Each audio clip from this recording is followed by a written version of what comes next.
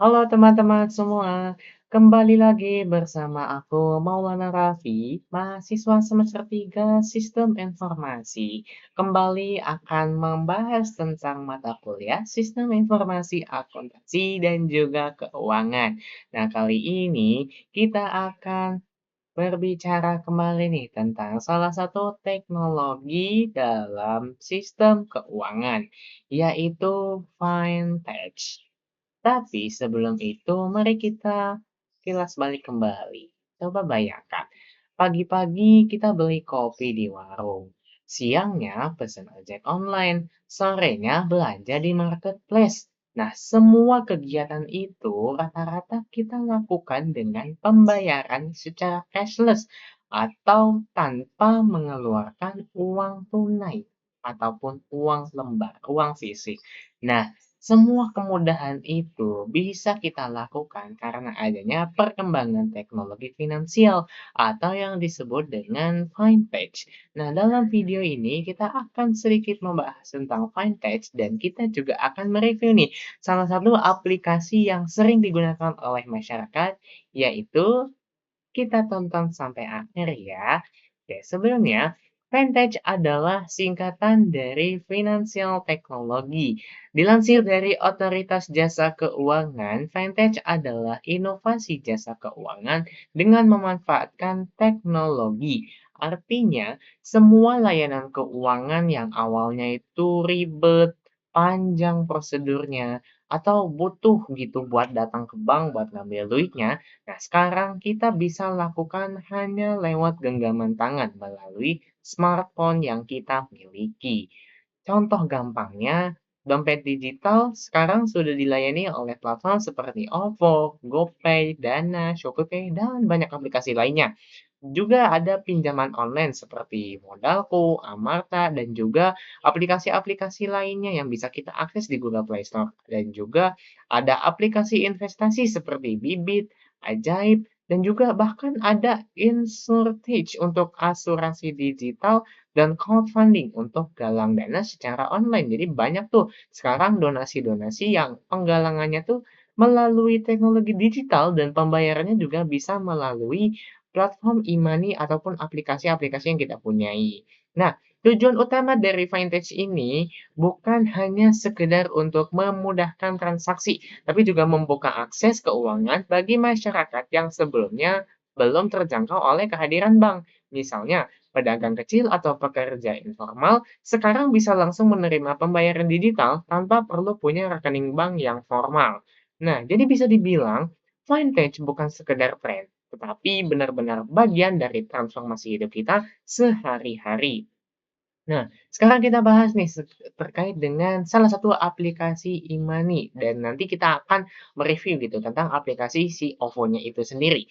Nah, OVO merupakan salah satu platform pembayaran uang elektronik atau biasa kita sebut dengan e-money yang spesifiknya merupakan alat pembayaran yang nilainya tersimpan secara digital di sebuah server atau chip. Jadi bukan berwujud uang fisik, tetapi bisa dipakai sebagai alat transaksi. Perbedaannya jelas, kalau uang tunai itu dia rawan hilang, e-money bisa jadi lebih aman karena ada akun dan PIN yang harus dimasukkan oleh pengguna. Nah, kalau uang tunai perlu kembalian, e-money tinggal scan QR dan selesai dalam hitungan detik. Jadi, saldonya akan langsung terproses begitu di si akunnya.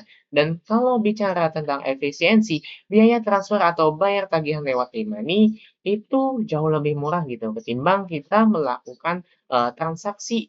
Misalkan transaksinya itu beda bank ya, biasanya suka ada charge atau biaya, transaksi antar bank.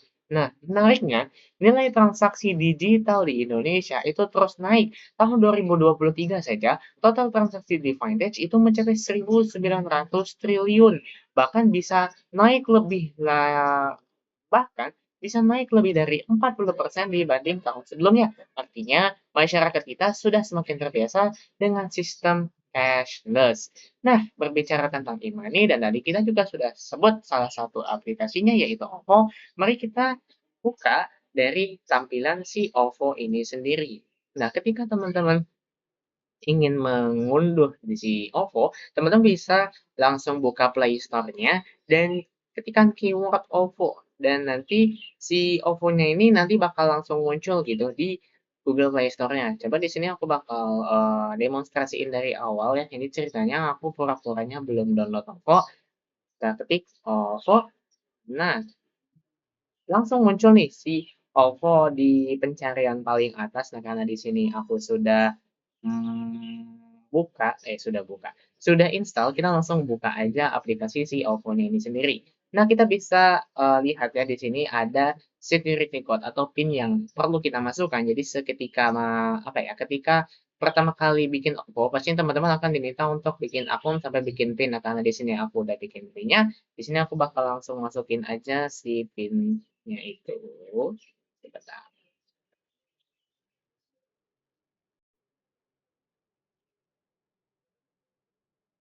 Oke. Nah, ketika kita sudah buka nih si aplikasi OVO, di tampilan beranda kita bisa melihat beberapa informasi. Yang pertama, kita bisa melihat jumlah saldo kita, yang mana ini jadi informasi utama gitu ketika kita mau belanja ya, pastinya kita harus tahu saldonya dulu.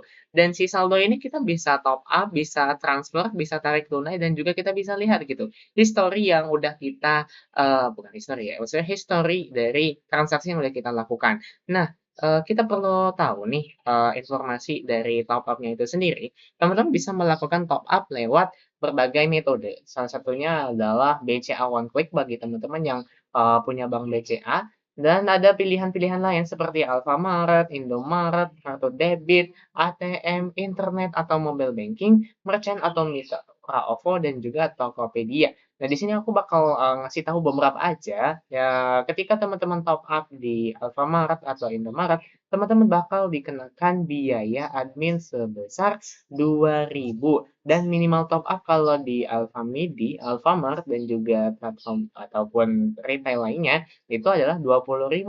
Jadi, terjangkau lah ketika teman-teman mau melakukan top up dengan biaya yang murah, teman-teman bisa langsung melakukan pembayaran secara digital. Demikian juga kalau teman-teman ngisinya di Indomaret, itu juga sama. Minimal top up-nya sepertinya sama 20.000. Coba kita demonstrasikan ya. Oke, dengan, biaya adminnya juga 2.000. Nah, itu salah satu yang teman-teman bisa lakukan gitu. Kemudian teman-teman juga bisa melakukan transfer. Di sini, FYI aja untuk melakukan transfer teman-teman harus melakukan upgrade akun. Kalau tadi saya barusan mencobanya itu, melakukan apa ya, scan KTP dan juga foto selfie. Jadi kalau teman-teman baru buka OVO untuk pertama kali, nanti teman-teman bakal diminta untuk upgrade akun, tenang aja, semua data yang teman-teman kirimkan itu terjamin keamanannya ya. Di sini, transfer bisa kita lakukan ke sesama OVO, kita bisa, langsung masukkan aja kontak yang mau kita tuju, misalkan aku mau transfer ke siapa ya, coba kita buka. Oh, kita harus ketikkan nama. Nah, di sini banyak kontak-kontak yang bisa kita akses gitu. Ketika memang teman kita sama-sama punya OVO, kita bisa langsung melakukan transfer dan melakukan pengiriman uangnya. Bisa juga kita lakukan ke rekening bank. Di sini bank yang disupport nih lumayan banyak ya, dari BCA, BRI, Mandiri, dan juga bank-bank lainnya. Jadi OVO ini sudah multi platform gitu untuk transfer antar rekeningnya juga ya. Kemudian kita juga bisa melakukan tarik tunai, yang mana, bisa kita lakukan di 2 metode. Yang pertama bisa dari BCA, bisa juga Indomaret gitu, dengan biaya adminnya itu 5.000.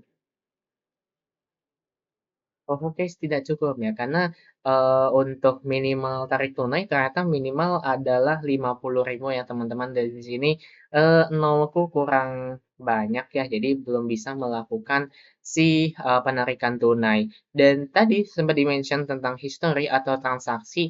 Nah, di sini, pada beberapa bulan terakhir, di sini aku sudah melakukan beberapa transaksi untuk, pembelian pulsa dan juga pembayaran KAI Akses ternyata ya. Nah, itu tentang, saldo dan juga top up dan transaksi-transaksi yang bisa kita lakukan di OVO. Nah, di sini kita bisa melihat ada, berbagai model pembayaran kita bisa nabung di Superbank-nya, kita juga bisa melakukan pinjaman, dan juga kita bisa melakukan isi ulang dari uang elektronik atau kartu e-money. Nah, saat ini hanya untuk mandiri yang bisa top up e-money. Jadi ketika teman-teman punya aplikasi OVO, teman-teman punya e-money dari Mandiri, nah teman-teman bisa langsung isi ulang dari si OVO-nya ini. Wah, ternyata HP saya tidak di-support untuk fitur NFC ya. Jadi itu satu info yang menarik yang bisa kita lihat gitu ketika kita menggunakan aplikasi OVO. Nah, kita juga bisa mengajukan angsuran kredit, kita juga bisa ngisi pulsa atau paket data, bisa ngisi token PLN, bayar PDAM, dan juga membayar tagihan internet atau TV kabel. Juga bisa bayar BPJS Kesehatan, Telkom, iuran lingkungan, penerimaan negara, pasca bayar, pajak PBB, pendidikan, dan juga banyak pembayaran-pembayaran yang bisa teman-teman lakukan begitu di aplikasi OVO. Dan ini juga terintegrasi dengan pembayaran pada aplikasi Grab. Jadi ketika teman-teman butuh ojek online dan teman-teman mau membayar secara cashless, teman-teman bisa integrate dengan si OVO ini sendiri. Dan di layanan finansial, di sini ada U-Card dan juga proteksi. Jadi, semua transaksi itu dijamin keamanannya oleh OVO. Dan di sini, di paling tengah, teman-teman bisa langsung membayar menggunakan kris. Kalau tadi, teman-teman bisa melakukan transfer, nah ketika ada, misalkan teman-teman lagi jajan atau lagi belanja, teman-teman bisa buka aja si krisnya, lalu langsung top up aja seperti ini. Let's go. Nah, ini juga bisa dibayar untuk tadi ya Alfamart dan Indomaret, bisa juga kita langsung scan ataupun kita bisa masukin kode yang diminta untuk melakukan pembayaran. Jadi ada juga inbox atau notifikasi yang bisa kita dapatkan gitu, entah itu notifikasi transaksi ataupun notifikasi-notifikasi yang berkaitan dengan promo-promo yang disediakan oleh OVO. Jadi OVO bukan hanya sekadar platform pembayaran, tapi dia juga memberikan promosi yang menarik gitu bagi penggunanya, sehingga si pengguna ini bisa semakin semangat gitu untuk menggunakan aplikasi OVO. Dan di bagian profile, kita bisa melihat ada nama kita, nomor telepon, dan di sini menariknya ada loyalty code yang bisa teman-teman tunjukkan gitu ketika belanja di Indomaret dan juga belanja di beberapa retail lainnya.